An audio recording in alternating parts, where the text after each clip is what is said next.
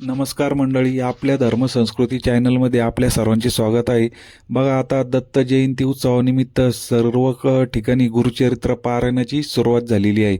सर्वजण आपल्या घरी किंवा काही जण सामूहिक स्वरूपामध्ये श्री गुरुचरित्र पारायण केले जाते. गुरुचरित्राला पाचवा वेद पण म्हटले जाते, कारण गुरुदेव दत्त भगवान असे आहेत की त्यांनी या चराचरामध्ये, या सृष्टीमधील प्रत्येक कानाकानाची माहिती घेऊन, म्हणजे स्वतः भगवान दत्त गुरु स्वरूपात असताना सुद्धा त्यांनी या पृथ्वी तत्वामधील 24 अशा गोष्टी का त्यांना आपले स्वतःचे गुरु मानून घेतले, त्यांच्याकडून एक एक गोष्ट शिकून घेतली आणि या मानवजातीला एक संदेश दिला का हे जी पृथ्वी आहे, हा जो निसर्ग आहे, त्याच्याकडून सुद्धा काहीतरी घेण्यासारखं आहे आणि शिकण्यासारखं आहे.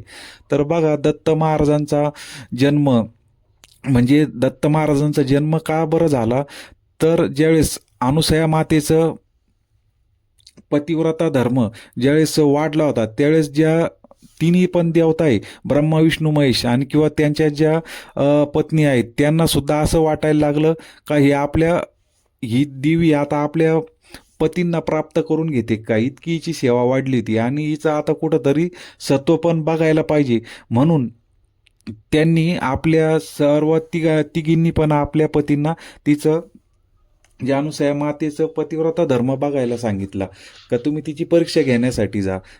मग हे सर्व आता ही ईश्वराचीच लीला होती. ज्यावेळेस, थोडक्यात माहिती सांगतो, ही ज्यावेळेस हे परीक्षा घेण्यासाठी त्रिदेव खाली आले पृथ्वी तलावर आणि अनुसया माता यांच्याकडे गेले. ज्यावेळेस त्यांचे पती हे तपश्चर्येसाठी गेले होते, त्यावेळेस या घरी एकटे असताना या तिघ देवतांनी त्यांना भिक्षा मागितली आणि जेवणासाठी मागितली. त्यावेळेस त्या ऋषीपत्नीने त्यांना आश्रमात येण्यास सांगितले व त्यांच्यासाठी काहीतरी स्वयंपाक बनवण्यासाठी आतमध्ये गेली. तर त्यावेळेस या ऋषींनी पण असे मागणी केली, त्रिदेव रूपी या ऋषींनी अशी मागणी केली की आम्ही खूप थकून आलेलो आहे, तर आम्हाला निर्वस्त्र पद्धतीने जर आपण वाढलं तर आमचा थकवा दूर होईल, अशी त्रिदेवांनी परीक्षा घेण्यासाठी मागणी केली. तर अनुसया मातेला प्रश्न पडला, आता काय करायचं, पतिव्रता धर्माचं पालन कसं व्हायचं. पण त्यांनी मनोमन आपल्या पतीचं स्मरण केलं आणि त्यांनी सांगितलं, जर हे माझा पतिव्रता धर्म जर असेल तर हे तिघांचे ऋषींचे पण बालक स्वरूप प्राप्त होतील. आणि त्या पद्धतीने त्यांनी पुढची कृती केली आणि ते ज्यावेळेस बघता येऊन पुढे, तर हे तिघं पण, जे आपले त्रिदेव होते, तिघं पण आपले छोट्या छोट्या बाळकां रूपात त्यांचं अवतरण झालं. आणि हे तिघं पण, तिघं ब्रह्मा विष्णू महेश यांनीच हा दत्त अवतार पुढे साकार केला.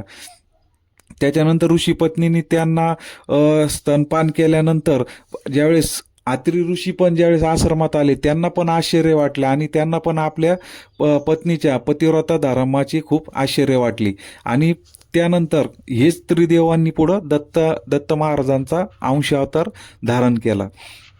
मग दत्त महाराजांचे कार्य जर पुढं बघत गेलो आपण, तर त्यांनी, दत्त महाराजांनी पुढे श्रीपाद श्रीवल्लभ स्वामी, नृसिंह सरस्वती, स्वामी समर्थ महाराज किंवा अनेक अवतार आजपर्यंत कित्येक ठिकाणी दत्त महाराजांचं हे कार्य अविरतपणे या कलियुगामध्ये चालू आहे. नवनाथ महाराजांचे गुरुपद घेतलं समजा, किंवा आत्ताच्या पिढीतले जे गिरी संप्रदाय आपण म्हणतो, त्या गिरी संप्रदायांचं सुद्धा आराध्य दैवत हे दत्त महाराजच आहेत.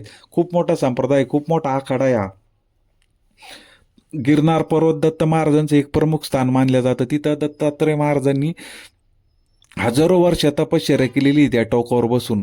तर या दत्त महाराजांची सेवा नेमकं ही झाली थोडक्यात माहितीत. पण सेवा काय करायची आपल्या जीवनामध्ये, दत्त महाराज म्हणजे तंत्रविद्याचे सुद्धा प्रणेते आहे आणि शाबरी विद्येचे सुद्धा प्रणेते आहे. जर आपण दत्त महाराजांचं पुराणिक वाङ्मय जर वाचलं, तर दत्तात्रय वज्र कवच किंवा दत्तात्रय चालिसा किंवा दत्त ग्रंथ यामध्ये तुम्ही जर अभ्यास केला, तर दत्तात्रय महाराज हे तंत्राचे सुद्धा प्रणेते होते.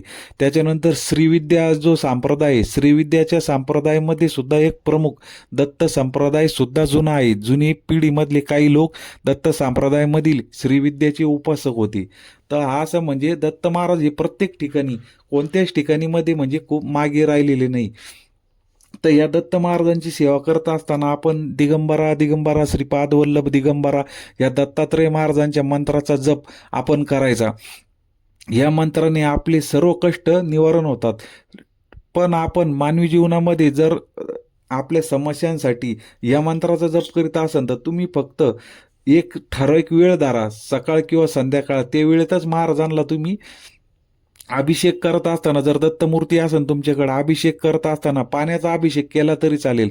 अमावस्या पौर्णिमेच्या दिवशी दुधाचा, केळीचा अभिषेक करायचा किंवा पंचामृताचा अभिषेक करायचा दत्तमूर्तीला आणि अखंड हा मंत्र जप चालू ठेवायचा. तुमचे विघ्न ऑटोमॅटिक पळून जातात. घरामध्ये काही त्रास असन, मानसिक त्रास असन किंवा बाहेरची बाधा असन, दत्त महाराजांची मूर्ती घरात आणा आणि तिचा अभिषेक दररोज किंवा दर गुरुवारी अमावस्या पौर्णिमाला सुरू करा. तुम्हाला काय रिझल्ट येतं 1 महिन्यात कमेंटमध्ये सांगा. म्हणजे खूप मोठी प्रचिती आहे दत्त महाराजांच्या पुढं म्हणजे दुसरं काहीच नाही. मी तुम्हाला एक मागाशी परत शब्द वापरतोय का तंत्राचे प्रणेते स्वतः दत्त महाराज आहे, का त्यांच्या पुढं कोणतीच तांत्रिक क्रिया दत्त महाराजांच्या पुढं चालू शकत नाही, कारण स्वतः त्यांनी निर्माण केलेली प्रणेते ते ब्रह्मा, विष्णू आणि महेश या तिघांचा अंश अवतार आहे दत्त महाराज. म्हणजे तुम्ही विचार करा, तंत्राचे प्रणेते आणि अजून काय काय, या सर्व गोष्टी दत्त महाराजांकडे आहेत. तर मानवी जीवनाच्या समस्येसाठी आपण साधी आणि सोपी सेवा, तुम्ही दररोज महाराजांचा अभिषेक करा. दत्तमूर्ती नसेल तर फोटोला तुम्ही अत्तराचं एखादं चंदन अत्तर असेल तर चांगलंच आहे, त्याचा असा एक थेंब लावा. त्याच्यानंतर अगरबत्ती ओवाळीची आणि आपला हा मंत्र जप चालू ठेवायचा. अखंड 5 मिनिटे 10 मिनिटे तुम्हाला जेवढं शक्य होईल तेवढं या मंत्राचा जप करायचा आणि दत्त महाराजांची सेवा करायची. दत्त महाराजांची सेवा केल्यानंतर किंवा त्यांच्या रूपाची स्वामी समर्थ महाराज, श्रीपाद श्रील वल्लभ स्वामी, शंकर महाराज, हे सर्व दत्त अवतारच आहे. अलीकडच्या आता आपल्या भागामध्ये कुणी जवळपास लोक असन तर जनार्दन स्वामी महाराज होऊन गेले. जनार्दन स्वामींचा बी मूळ जर गाभा बघितला तर दत्त महाराजांचेच ते पण गिरी संप्रदायमधूनच येतात. म्हणजे असे खूप संत अलीकडच्या काळातले संत जरी म्हणले ते दत्त संप्रदायामधलेच संत लोक येतात सर्वजण. म्हणून दत्त महाराजांची सेवा करायची आणि आपलं दुःख हरण करून घ्यायचं. सोप्या पद्धतीने एकदम दत्त महाराजांची सेवा सांगितली आहे. जास्त खूप अवघडात पडायचं नाही. वर्षातून जसं जमल तसं आपण पारायण करायचं दत्त महाराजांचं, किंवा सप्तश्लोकी ग्रंथ येतो बाजारामध्ये तो वाचा, किंवा दत्तात्रय महाराजांचं एक प्रमुख स्तोत्र, जर दररोज आपल्याला काहीच सेवा करता येत नसेल तर घोर कष्ट उद्धारण स्तोत्र जे आहे ते दत्त महाराजांचं तुम्ही दररोज वाचायला जरी सुरुवात केली तरी तुमचे कष्ट निवारण होतील. अशी दत्त जयंतीच्या सर्वांना शुभेच्छा. आणि ज्यांच्या घरात मूर्ती नसेल तर या दत्त जयंतीच्या मुहूर्तावर दत्त भगवंताची मूर्ती आणाल. बरेच लोक म्हणतात हे उग्रदैवत आहे, उग्रदैवत असू द्या, पण सौम्य स्वरूपातील दत्त महाराजांची मूर्ती आणायची घरात आणि तिचा अभिषेक करायचा. दत्तात्रय महाराज हे खरोखर उग्रदैवत आहे, पण चांगल्याला चांगले आणि वाईटाला वाईट, ही गोष्ट आपण सर्वांनी लक्षात ठेवायची आहे. सर्वांना परत एकदा दत्त जयंती आणि दत्त सप्ताहाच्या शुभेच्छा. धन्यवाद.